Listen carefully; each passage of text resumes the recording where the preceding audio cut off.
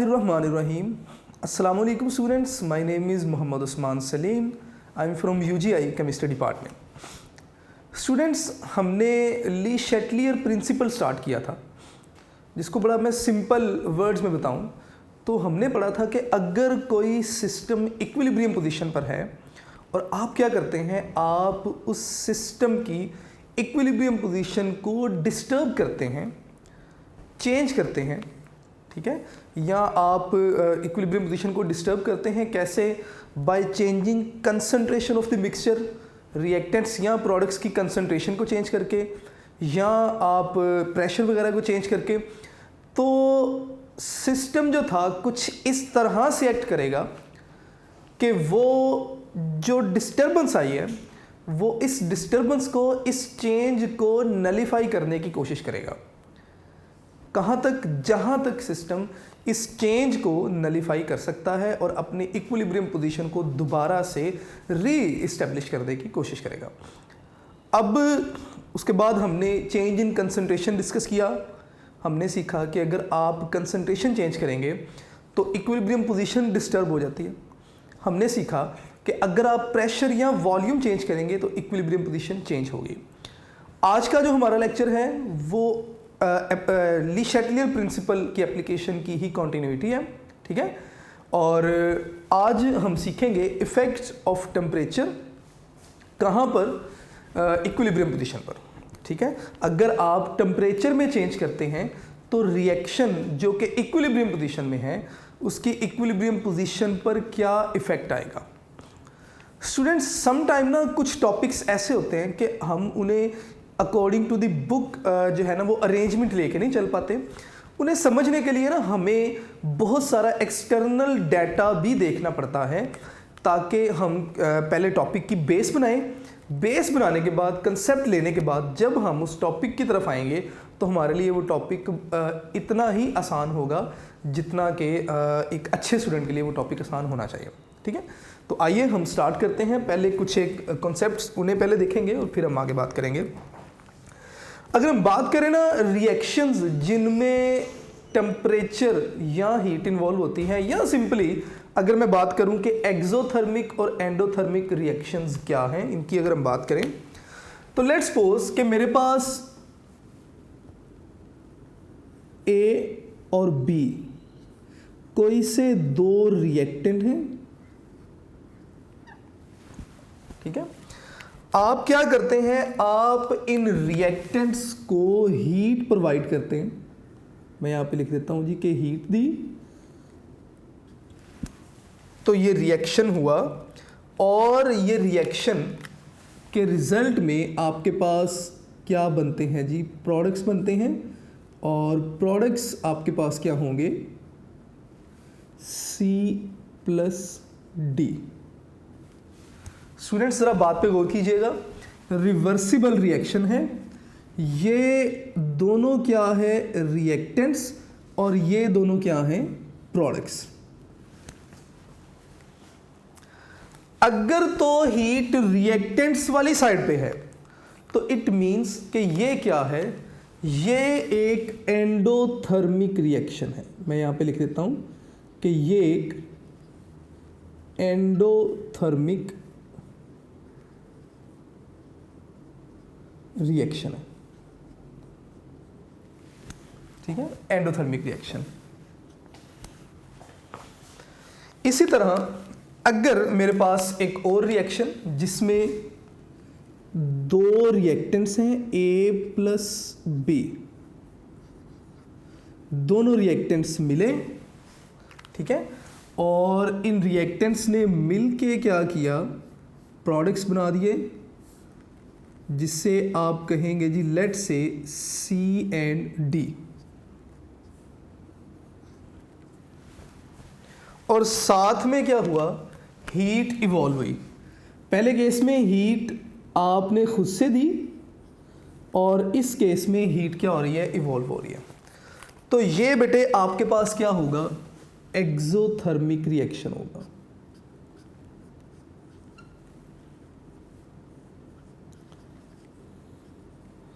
ये आपके पास एक एक्सोथर्मिक रिएक्शन हो गया।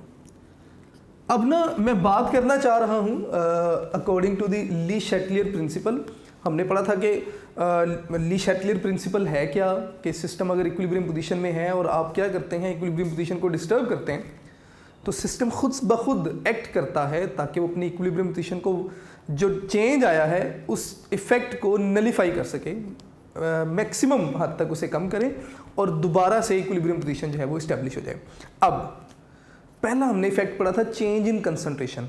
हमने पढ़ा था कि अगर आप रिएक्टेंट्स की अमाउंट बढ़ाएंगे तो रिएक्शन फॉरवर्ड डायरेक्शन में जाएगा, अगर आप प्रोडक्ट्स की अमाउंट बढ़ाएंगे तो रिएक्शन रिवर्स डायरेक्शन में जाएगा। अब जरा मेरी बात को गौर से सुनिएगा, ये सारे का सारा आपके पास एक क्या है, सिस्टम है जो कि इक्विलिब्रियम पोजीशन में है। सारा ये इक्वेशन जो मैंने लिख दी, इस इक्वेशन में अगर आप देखेंगे तो इसकी लेफ्ट साइड पे जो सिस्टम जो कि इक्विलिब्रियम में है, इसके कंपोनेंट्स कौन कौन से हैं, ये रिएक्टेंट्स और हीट।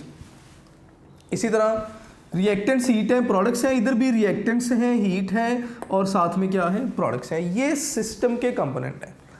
अगर मैं रिएक्टेंट वाली साइड पे हीट बढ़ा देता हूं तो ऑब्वियसली रिएक्शन किस तरफ जाएगा, फॉरवर्ड डायरेक्शन में जाएगा। ठीक है, अगर मैं क्या करता हूं, रिएक्शन वाली साइड पे अगर मैं इस हीट को बढ़ाऊंगा तो आपने कंसंट्रेशन वाली जो एप्लीकेशन पढ़ी थी उसके मुताबिक भी रिएक्शन किस तरफ जाएगा, फॉरवर्ड डायरेक्शन में जाएगा। ठीक है, और अगर मैं क्या करता हूं, अगर मैं इस केस में हीट को बढ़ा दूंगा, यानी कि मैंने प्रोडक्ट्स वाली साइड पे कंपोनेंट को बढ़ा दिया, तो अब दोबारा से क्या होगा, इक्विलिब्रियम एस्टेब्लिश होने के लिए रिएक्शन किस तरफ जाएगा, रिवर्स डायरेक्शन में जाएगा। ये बड़ी सिंपल सी बातें जो मैं कंसंट्रेशन के लिहाज से आपको ऑलरेडी बता चुका था। मैंने कहा जी कि इस केस में अगर आप हीट बढ़ाएंगे तो रिएक्शन जाएगा फॉरवर्ड डायरेक्शन में, और इस केस में अगर आप हीट बढ़ाएंगे तो रिएक्शन जाएगा रिवर्स में, क्योंकि ये रिएक्शन हो ही तब रहा है जब हीट इवॉल्व हो रही है, हीट सिस्टम में से निकल रही है। लेकिन आप खुद से अगर सिस्टम को हीट देते जाएंगे तो इसका मतलब आप रिएक्शन के अगेंस्ट काम कर रहे हैं।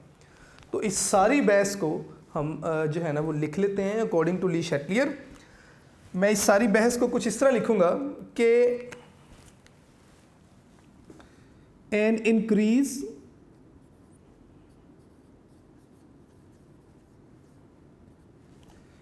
इन टेम्परेचर, अगर आप क्या करते हैं, टेम्परेचर इंक्रीज करते हैं, तो टेम्परेचर बढ़ाने से कौन सा रिएक्शन किस तरफ जाता था, फॉरवर्ड डायरेक्शन में। ठीक है ना, अगर आप टेम्परेचर बढ़ाते हैं तो जो एंडोथर्मिक रिएक्शन है, रिएक्शन उस एंडोथर्मिक प्रोसेस की फेवर में जाएगा। तो मैं यहाँ पे लिखूंगा an increase in temperature favour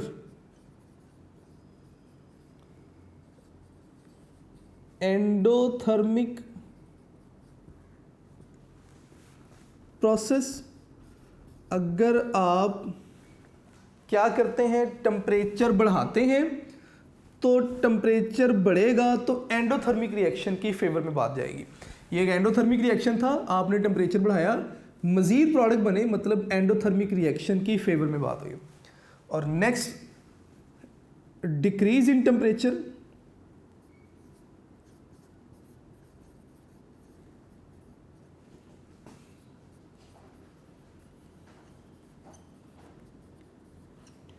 favours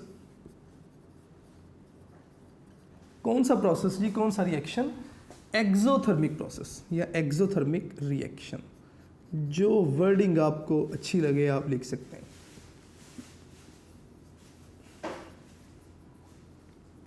अगर आप टेम्परेचर बढ़ाएंगे तो एंडोथर्मिक रिएक्शन बढ़ेगा, अगर आप टेम्परेचर कम करेंगे तो एक्सोथर्मिक रिएक्शन बढ़ेगा। ये बातें आपने याद रखनी है। ठीक है, अब इसके बाद हम नेक्स्ट देख लेते हैं जी, एक्सोथर्मिक रिएक्शन देखेंगे क्यों ये सारा काम कैसे होगा, और इसी तरह हम एक एग्जांपल देखेंगे आगे एंडोथर्मिक रिएक्शन की। तो लेट्स से मेरे पास एक एक्सोथर्मिक रिएक्शन, मैं यहाँ पे लिख देता हूँ जी कि मेरे पास एक एक्सोथर्मिक रिएक्शन है।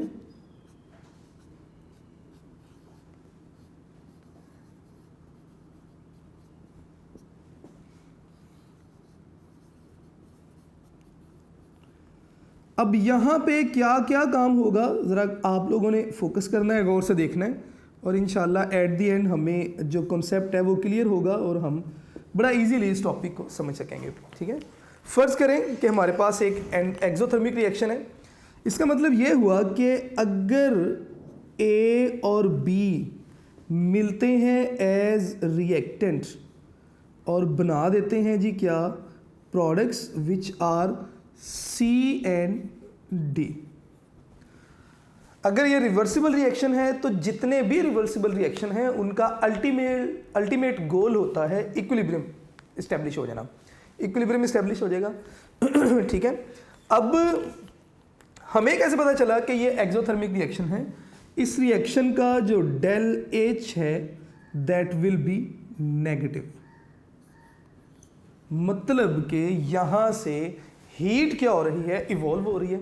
हीट इवॉल्व होगी, एक्सोथर्मिक रिएक्शन होगा, डेल एच इंथाल्पी क्या होगी, नेगेटिव होगी।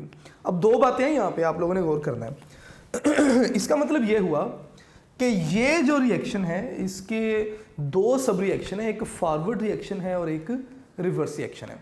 अगर मैं इसके फॉरवर्ड रिएक्शन की बात करूं, याद रखिएगा बेटे, कोई अगर फॉरवर्ड रिएक्शन एक्सोथर्मिक है तो फिर रिवर्स क्या होगा, एंडोथर्मिक होगा। तो मैं इसी कॉन्सेप्ट के अकॉर्डिंगली चलूँगा। मैं यहाँ से कहता हूँ जी कि ये जो रिएक्शन मैंने लिख दिया, इसका फॉरवर्ड रिएक्शन क्या है, एक्सोथर्मिक है। ठीक है, और इसका जो रिवर्स रिएक्शन है वो क्या है, एंडोथर्मिक।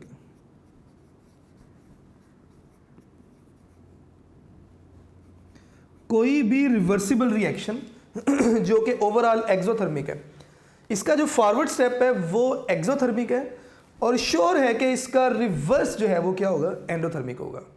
ठीक है, अगर आप क्या करते हैं फॉरवर्ड स्टेप के लिए, अगर आप टेम्परेचर बढ़ाते हैं, मैं यहाँ पे लिखूंगा कि अगर फॉरवर्ड स्टेप के लिए आप क्या करते हैं, टेम्परेचर बढ़ाते हैं, या मैं यहाँ पे लिखूंगा कि इफ टेम्परेचर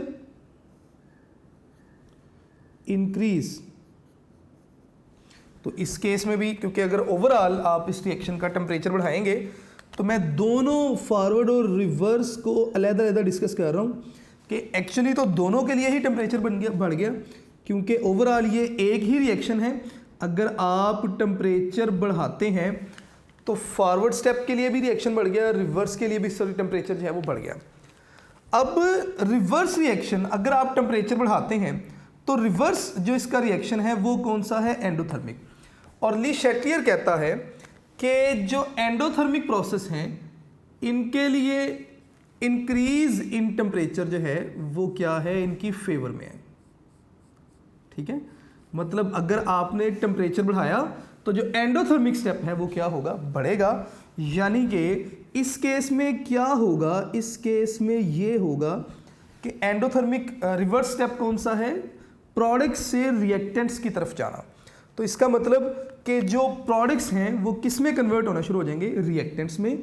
मतलब रिएक्शन बैकवर्ड स्टेप में जाएगा, रिवर्स डायरेक्शन में जाना शुरू कर देगा। कब, अगर आप क्या करेंगे, टेम्परेचर बढ़ाएंगे। और अगर आप टेम्परेचर बढ़ाते हैं तो फॉरवर्ड स्टेप पे क्या इफेक्ट आएगा, ज़रा वो भी देख लेते हैं। अब फॉरवर्ड स्टेप इसका कौन सा था, एक्सोथर्मिक स्टेप था। ठीक है, एक्सोथर्मिक था। अब ली शैटलियर कहता है कि डिक्रीज इन टेम्परेचर ये क्या करेगा, ये फेवर करता है किसको, एक्सोथर्मिक रिएक्शन को। अगर मैं टेम्परेचर डिक्रीज करता तो एक्सोथर्मिक रिएक्शन की फेवर में बात जाती, लेकिन यहाँ पे बात हो रही है उल्ट, टेम्परेचर इंक्रीज कर रहा हूँ तो इसका मतलब एक्सोथर्मिक रिएक्शन के अगेंस्ट बात जाएगी। तो एक्सोथर्मिक रिएक्शन फॉरवर्ड स्टेप है, फॉरवर्ड स्टेप है। मैं टेम्परेचर बढ़ाता हूँ तो फॉरवर्ड के अगेंस्ट बात जाएगी। इसका मतलब कि आपके पास रिएक्टेंट्स की डायरेक्शन में रिएक्शन प्रोसीड करना शुरू कर देगा। मैंने दोनों केसेस में ना यही बात करने की कोशिश की कि अगर एक्सोथर्मिक रिएक्शन है, एक्सोथर्मिक रिएक्शन के केस में अब ओवरऑल रिवर्सिबल रिएक्शन में दो स्टेप आ जाते हैं, फॉरवर्ड भी है, रिवर्स भी है।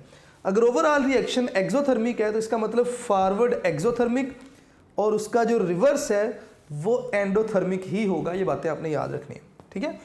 अगर आप टेम्परेचर बढ़ाते हैं, टेम्परेचर बढ़ाने से क्या होगा कि इंक्रीज इन टेम्परेचर फेवर करेगा एंडोथर्मिक को, तो इस रिएक्शन का जो एंडोथर्मिक स्टेप है ना उसकी फेवर में बात जाएगी, और एंडोथर्मिक रिवर्स है तो इसका मतलब रिवर्स की फेवर में बात जाएगी। प्रोडक्ट्स किस में कन्वर्ट होंगे, रिएक्टेंट्स में।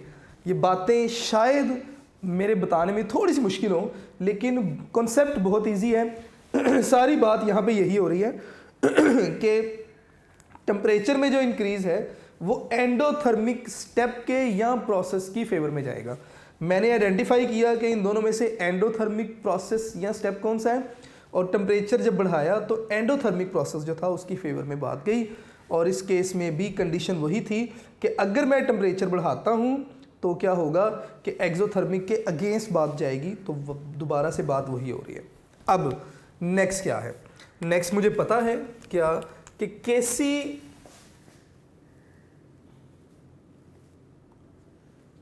जो है वो क्या है जी, is equal to concentration of products by concentration of reactants.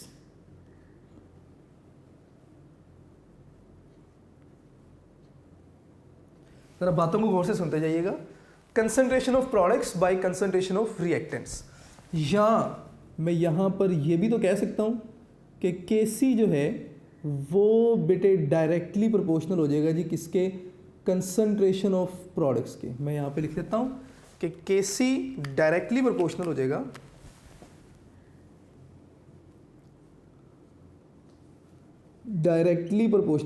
Concentration of products के। इसके अकॉर्डिंगली अगर बात लेकर चलूं तो केसी डायरेक्टली प्रोपोर्शनल हो गया कंसंट्रेशन ऑफ प्रोडक्ट्स के। इसका मतलब ये हुआ कि अगर प्रोडक्ट्स की कंसंट्रेशन बढ़ेगी या कम होगी तो केसी की वैल्यू भी क्या होती है, चेंज होती है। अब इस केस में अगर आप देखिएगा कि प्रोडक्ट्स रिएक्टेंट्स में कन्वर्ट हो रहे हैं। कब, जब आपने टेम्परेचर बढ़ा दिया, प्रोडक्ट्स किस में कन्वर्ट हो रहे हैं, रिएक्टेंट्स में। जब प्रोडक्ट्स रिएक्टेंट्स में कन्वर्ट हो रहे हैं इसका मतलब प्रोडक्ट्स की वैल्यू कम हो रही है, तो इसका मतलब इस रिएक्शन के लिए केसी की वैल्यू क्या हो जाएगी, कम हो जाएगी, क्योंकि KC is directly proportional to concentration of products. तो इस केस में जब प्रोडक्ट्स की कंसंट्रेशन कम होगी तो value of KC will also decrease. तो मैं यहां पे लिख देता हूं कि एज कंसंट्रेशन ऑफ प्रोडक्ट्स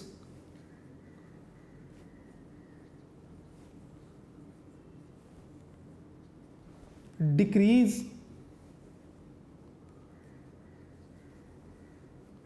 कैसे, बाय इंक्रीजिंग टेम्परेचर। अगर आप क्या करते हैं, टेम्परेचर इंक्रीज करते हैं तो जो प्रोडक्ट्स हैं इनकी कंसंट्रेशन डिक्रीज होगी। तो जब प्रोडक्ट्स की कंसंट्रेशन डिक्रीज होगी so value of KC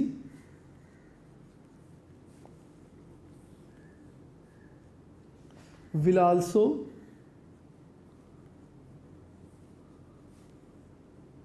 decrease, कि जो केसी है केसी की वैल्यू भी क्या होगी, डिक्रीज होगी। तो इसका मतलब यहां से हमें यह भी आइडिया मिला कि एक्सोथर्मिक रिएक्शन के लिए अगर आप टेम्परेचर बढ़ा देंगे तो केसी की वैल्यू कम होगी, और अगर आप टेम्परेचर कम करेंगे तो केसी की वैल्यू बढ़ेगी। ठीक है, बड़ी सिंपल बेटा अभी तक यहाँ बातें थी। अब इसकी ना बुक से एक एग्जांपल को देख लेते हैं। बुक में ना आपको एग्जांपल दी जाती है, वो कहते हैं जी कि मैं यहाँ पे हेडिंग दे देता हूँ जी, एग्जांपल।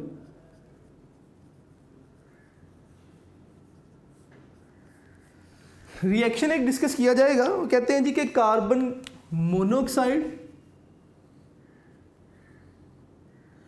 गैसियस स्टेट में अगर आप क्या करते हैं, स्टीम के साथ वाटर के साथ इसका रिएक्शन करवाते हैं तो होगा क्या कि as a result of reaction जो कार्बन मोनोऑक्साइड है इट विल गेट ऑक्सीडाइज और वाटर का ऑक्सीजन इसे मिलेगा और ये बन जाएगी जी क्या, कार्बन डाइऑक्साइड गैसीय स्टेट में प्लस हाइड्रोजन गैस गैसीय स्टेट। स्टूडेंट्स अब ये सिंपल सा एक रिएक्शन, और अगर हम इसकी डेल एच वैल्यू देखेंगे तो इस रिएक्शन के लिए जो डेल एच है -41.8 किलोजोल पर मोल। अब डेल एच की वैल्यू देखते हुए हमें आइडिया हुआ कि ये आपके पास क्या है, एक एक्सोथर्मिक प्रोसेस है, एक्सोथर्मिक प्रोसेस है। अब एक्सोथर्मिक प्रोसेस है तो यहाँ पे दो बातें आपने याद रखनी है कि इस रिएक्शन में होगा क्या।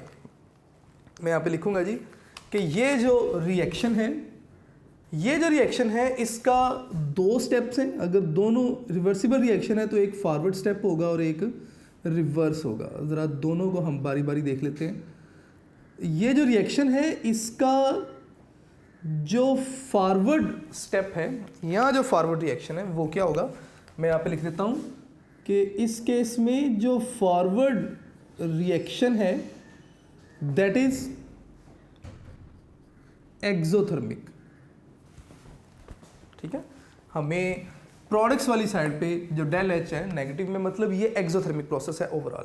तो इसका मतलब इसका जो फॉरवर्ड जो प्रोसेस है, जो स्टेप है दैट इज एक्सोथर्मिक, और इसका जो रिवर्स होगा ऑब्वियसली वो क्या होगा, इसका जो रिवर्स स्टेप है दैट इज एंडोथर्मिक। अब रिवर्स एंडोथर्मिक है। अब सारी बात यहाँ पे आगे ख़त्म हो जानी है, जो मैंने ये दो लाइनें यहाँ पे लिख दी। अब इसका रिवर्स जो है वो आपके पास एंडोथर्मिक है। अब टेम्परेचर बढ़ाने से या टेम्परेचर कम करने से ये जो रिएक्शन है इस पे क्या इफ़ेक्ट होगा। लेट्स सपोज कि ये जो रिएक्शन है ना हम करवा रहे हैं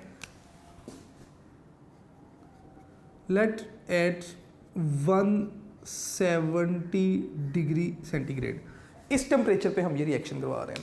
अब बेटे आप लोगों ने ज़रा गौर करना है कि होगा क्या अगर हम क्या करते हैं, टेम्परेचर इंक्रीज़ करते हैं। अगर हम टेम्परेचर इंक्रीज़ कर देते हैं 170 से हम कितना कर देते हैं, लेट 200 डिग्री सेंटीग्रेड कर दिया हमने। टेम्परेचर इंक्रीज किया हमने। इंक्रीज इन टेम्परेचर एंडो को फेवर करता है या एक्सो को। यहाँ पे लिखा है increase in temperature favour endothermic process. तो इसका मतलब इस रिएक्शन का जो एंडोथर्मिक प्रोसेस था वो रिवर्स रिएक्शन था। ठीक है ना। तो इसका मतलब कि आपके पास ये जो रिएक्शन है रिवर्स डायरेक्शन में जाना पसंद करेगा, और आपके पास कार्बन मोनोऑक्साइड और वाटर जो है वो इस केस में क्या होंगे, ज़्यादा होंगे। तो मैं यहाँ पे लिखूँगा कि अगर आप टेम्परेचर बढ़ाएंगे तो रिएक्शन मिक्सचर में आपके पास जो रिएक्टेंट्स हैं, या आप लिख लेंगे यहाँ पे कि कार्बन मोनोऑक्साइड एंड हाइड्रोजन जो है इनकी कंसंट्रेशन ज़्यादा होगी। मैं कुछ इस तरह से लिख देता हूँ कि इन दोनों की कंसंट्रेशन क्या होगी, ज़्यादा होगी, यानी कि रिएक्शन बैकवर्ड डायरेक्शन में गया।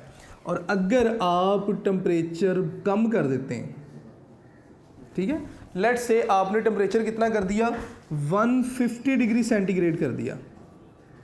अगर आप टेम्परेचर 150 डिग्री सेंटीग्रेड करेंगे तो टेम्परेचर आपने कम कर दिया। अब जो डिक्रीज इन टेम्परेचर है वो किसकी फेवर में जा रहा है, एक्सोथर्मिक प्रोसेस।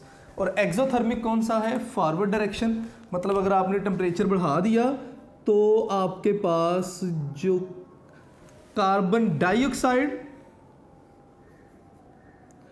और यहाँ पे वाटर था, मैं कंप्लीट कर दूं, लें जी, कार्बन डाइऑक्साइड और हाइड्रोजन जो हैं इनकी कंसंट्रेशन क्या होगी, ज़्यादा होगी।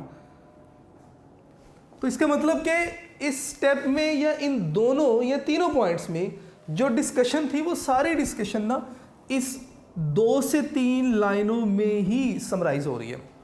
ठीक है, अब नेक्स्ट हम बात कर लेंगे जी एक्सोथर्मिक रिएक्शंस की। तो स्टूडेंट्स एक्सोथर्मिक रिएक्शन की अगर हम बात करें तो एक्सोथर्मिक रिएक्शन का केस बिल्कुल इसके उल्ट होगा।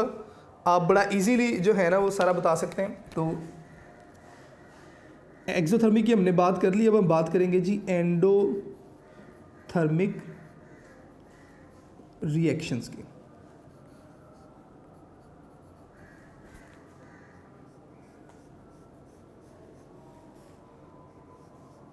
ले जी, बात यहाँ पे भी तकरीबन वही है एंडोथर्मिक रिएक्शंस के केस में कि लेट्स सपोज कि आपके पास A प्लस B 2 रिएक्टेंट्स हैं और जब ये दोनों रिएक्टेंट्स मिलते हैं तो मिलने के बाद क्या बना देंगे, आपके पास C प्लस D प्रोडक्ट्स बना देंगे। ये जो प्रोडक्ट्स आपके पास बनते हैं, अगर हम कहते हैं जी कि इस केस के लिए डेल H क्या है, पॉजिटिव है। अगर डेल H पॉजिटिव है तो इट मीन्स कि ये रिएक्शन क्या है, एंडोथर्मिक है। या मैं ये भी कह सकता हूँ कि इसका फॉरवर्ड जो रिएक्शन है वो क्या है, एंडोथर्मिक। तो रिवर्स क्या होगा, एक्सोथर्मिक होगा। तो यही आपने 2 बातें यहाँ पे बता देनी है कि ये जो अबव रिएक्शन मैंने लिख दिया, इस रिएक्शन के लिए जो फॉरवर्ड इसका स्टेप होगा, फॉरवर्ड इसका क्या होगा, एंडोथर्मिक, और इसका जो रिवर्स स्टेप होगा दैट विल बी एक्सोथर्मिक। आप यहाँ पे बताएंगे कि इसका रिवर्स जो स्टेप होगा दैट इज एक्सोथर्मिक। तो डियर स्टूडेंट्स, अब आप लोगों ने डिसाइड करना है कि ऐसे रिएक्शंस का टेम्परेचर अगर आप बढ़ाएंगे तो प्रोडक्ट्स ज़्यादा होंगे या रिएक्टेंट्स जो हैं वो मिक्सचर में ज़्यादा होंगे, ये आप लोगों ने डिसाइड करना है। अब नेक्स्ट इसके बाद ना हम थोड़ा सा आगे लेकर चलते हैं बात को। एग्जाम्पल देख लेते हैं जिसकी भी एक मैं यहाँ से रिमूव कर रहा हूँ क्योंकि मुझे ये सारी डिस्कशन बार बार चाहिए होगी, तो मैं ये रिमूव नहीं कर रहा। मैं यहाँ से नेक्स्ट आगे जो एग्जाम्पल है वो उसको देखेंगे जी हम एक्सोथर्मिक एंडोथर्मिक रिएक्शन की है। स्टूडेंट्स, हमारे पास ना पोटाशियम आयोडाइड है।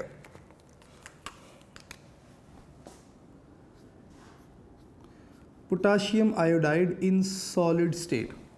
अगर आप क्या करते हैं, आप इसे वाटर में डिज़ोल्व करवाते हैं तो ये वाटर में डिज़ोल्व होगी और आपके पास पोटाशियम आयोडाइड क्या बन जाएगी जी, एक्वस बन जाएगी ये सॉलिड में। और अगर आप इसे वाटर में डिज़ोल्व करवाते हैं तो ये पोटाशियम आयोडाइड एक्वस बन जाएगी। इसके लिए ना अगर हम डेल H लिखना चाहें तो that is del H equal to plus 21.4 kilojoule per mole almost. अब यहाँ से हमें ये आइडिया हुआ कि ये जो रिएक्शन है ये क्या है, एंडोथर्मिक है। अब एंडोथर्मिक है तो इसका मतलब ये हुआ कि अगर आप क्या करते हैं, आप टेम्परेचर बढ़ाएंगे। मैं यहाँ पे लिख देता हूँ कि लेट्स से ये सारा काम हम कर रहे हैं जी एट रूम टेम्परेचर। तो मैं यहाँ पे लिख देता हूँ कि एट रूम टेम्परेचर, और रूम टेम्परेचर जो होता है वो 25 डिग्री सेंटीग्रेड होता है। तो मैं यहाँ पे डायरेक्ट 25 डिग्री सेंटीग्रेड ही लिख देता हूँ। अगर आप क्या करते हैं, आप टेम्परेचर बढ़ाते हैं 25 से कितना कर देते हैं, लेट्स सपोज आप 40 डिग्री सेंटीग्रेड कर देते हैं। टेम्परेचर बढ़ाया, इंक्रीज इन टेम्परेचर फेवर किसको करेगा, एंडोथर्मिक को। तो ये जो एंडोथर्मिक रिएक्शन है इनका फॉरवर्ड एंडोथर्मिक होता है। तो इसका मतलब कि जो डिसोल्यूशन है ये क्या हो जाएगी, फास्ट हो जाएगी। तो मैं यहाँ पे ना डिसोल्यूशन लिख देता हूँ। फॉरवर्ड स्टेप में पोटाशियम आयोडाइड डिसॉल्व हो रहा है वाटर में, और रिवर्स स्टेप में जो वाटर में डिसॉल्व पोटाशियम आयोडाइड है वो वापस क्रिस्टलाइज हो रहा है। तो मैं रिवर्स स्टेप को क्रिस्टलाइजेशन लिख देता हूँ। लें जी, तो इसका मतलब अगर आप टेम्परेचर बढ़ाएंगे तो डिसोल्यूशन क्या हो जाएगी, फास्ट हो जाएगी। या मैं लिख दूंगा कि डिसोल्यूशन इंक्रीज हो जाएगी।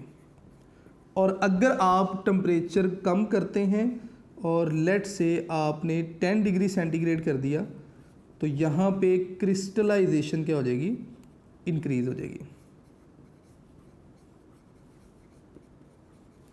तो बातें बड़ी ही सिंपल थी, सिर्फ आपको रिवर्सिबल रिएक्शन में फॉरवर्ड और रिवर्स रिएक्शन को कैटेगराइज करना आना चाहिए। और उसके बाद आपको ये एक लाइन याद होनी चाहिए कि टेम्परेचर में इंक्रीज करेंगे तो एंडोथर्मिक रिएक्शन के फेवर में बात जाएगी, डिक्रीज करेंगे तो एक्सोथर्मिक रिएक्शन के फेवर में बात जाएगी। ठीक है, अब ना नेक्स्ट आगे बेटे हम थोड़ा सा डिस्कस करेंगे effect of temperature on solubility. अब 3 तरह के सॉल्यूशन होते हैं। एक ऐसे सॉल्यूशंस जो कि जिनकी फॉर्मेशन एक्सोथर्मिक है, ऐसे सॉल्यूशन भी होते हैं जिनकी फॉर्मेशन क्या है, एंडोथर्मिक, और ऐसे सॉल्यूशंस भी होते हैं जिनकी फॉर्मेशन ना तो एक्सोथर्मिक है ना एंडोथर्मिक है, मतलब उसमें हीट का कोई इफेक्ट नहीं होता। ठीक है, तो मैं यहाँ पे लिखूंगा G effect of temperature on solubility.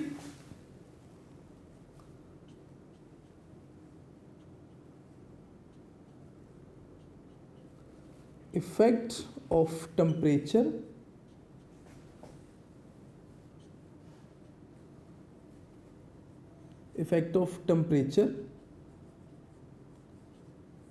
On solubility.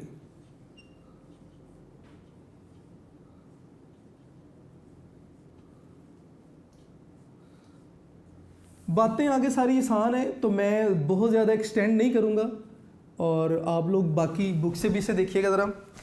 3 तरह के सॉल्यूशन होते हैं बेटे। नंबर 1,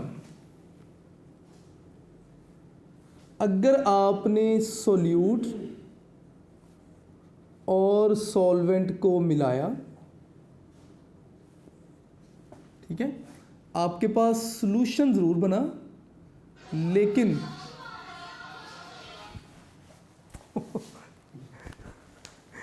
चलिए चलता जाऊँ मैं आगे, मैं स्टार्ट कर रहा हूँ, ये काट दीजिएगा जी बीच में से। आपके पास सॉल्यूशन ज़रूर बना